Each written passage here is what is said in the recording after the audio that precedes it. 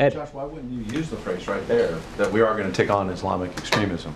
You said all forms of violent extremism. Well, because she asked me what the summit would discuss, and all forms of violent extremism would be discussed, and obviously the most potent and certainly the most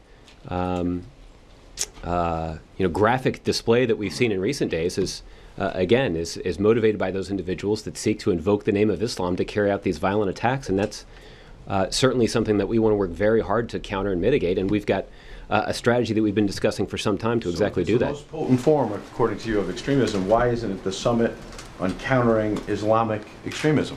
Because violent extremism is something that we want to be focused on, and it's not just Islamic violent extremism that we want to counter. There are other forms of Paris, Australia, Canada.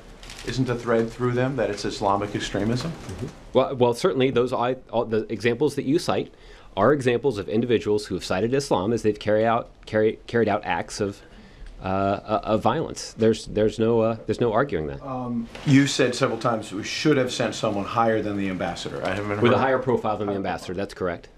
Question: why didn't you? Mm-hmm. Well, Ed, I've sort of tried to describe to you exactly the situation here. That we're talking about a march that came together with essentially 36 hours notice. And a march that occurred outdoors with an obviously very large number of people who participated. We are mindful anytime the president goes to a public place, or the vice president for that matter, that we don't want to, or at least we want to try to mitigate the impact that the security precautions would have on those who are participating in this public event. And there's no doubt that had the president or vice president on this very short time frame gone to participate in this event that took place outdoors with more than 1 million people in attendance, that it would have significantly impacted the ability of those who were attending the march to participate in the way that they did yesterday. Everyone in this room would acknowledge the president's safety is of utmost. It's not an issue at all. Of course his security is important, and you don't want to detract from the event. How do you explain then that the Israeli Prime Minister, Benjamin Netanyahu, he made it there? He's a huge target, obviously, unfortunately. Well, I will allow the Israelis to discuss what security precautions they had in place. Dozens of leaders from countries that are very important. They're not America, but very important. I'm not suggesting that they aren't at all.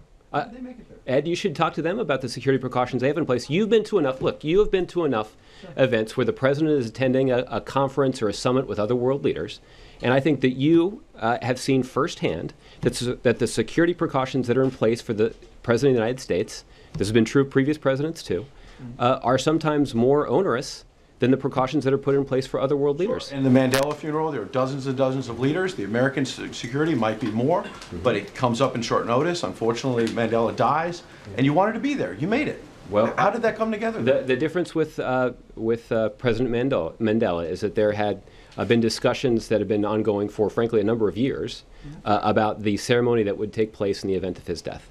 And so there was a much clearer, that's right, but there was a much clearer a plan that was already in place that could be followed for executing that event on a short time frame. There obviously was nothing in place because I don't think anybody contemplated the kind of attack that we saw in Paris. You said the president personally wishes he would have liked to have gone.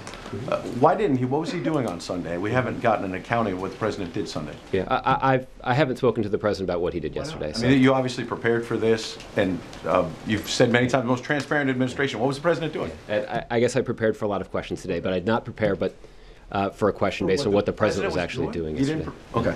Attorney General Eric Holder was in Paris, and they put out a statement, his office, saying that he had very important meetings. No one would counter that. The counter-terror meetings were very important. One would assume that the French officials who attended those meetings, some of them anyway, probably went to this rally.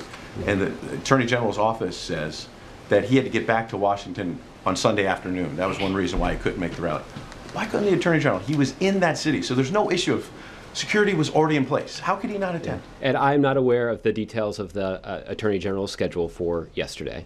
But if you are asking whether or not somebody like the Attorney General should have attended or should have been asked by the White House to attend, what I'm telling you is that, yes, we believe somebody with a higher profile should have been asked to attend. What about this rally in D.C.? There was a rally, I believe it was a march from the museum to the French embassy.